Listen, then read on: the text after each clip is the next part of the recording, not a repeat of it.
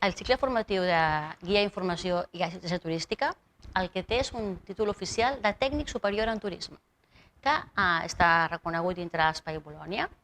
que li permet a l'alumne poder treballar des de la promoció turística, la gestió i el guiatge. Aquestes tres competències són les que d'alguna manera desenvolupa aquest cicle formatiu, amb què treballem mòduls professionals vinculats a l'estructura de mercat, a l'estructura de producte, al màrqueting, a la comunicació, als tastos. De fet, aquests anys, aquests 3 anys, d'alguna manera el que ens han fet veure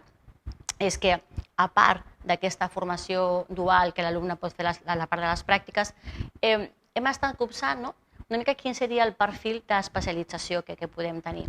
I hi ha un que ja dona propi aquest títol formatiu, és a dir, tots aquests espais, des de poder treballar en un museu, en un espai de promoció turística, de poder treballar en una empresa de serveis turístics, de poder dedicar en l'àmbit del sector del turisme amb un ampli abast, doncs hem vist que aquest creixement de l'activitat enoturística, aquesta necessitat de professionals dintre del sector, d'alguna manera pensàvem que encara havien de poder especialitzar més l'orientació que ja tenia aquest cicle dintre de l'escola.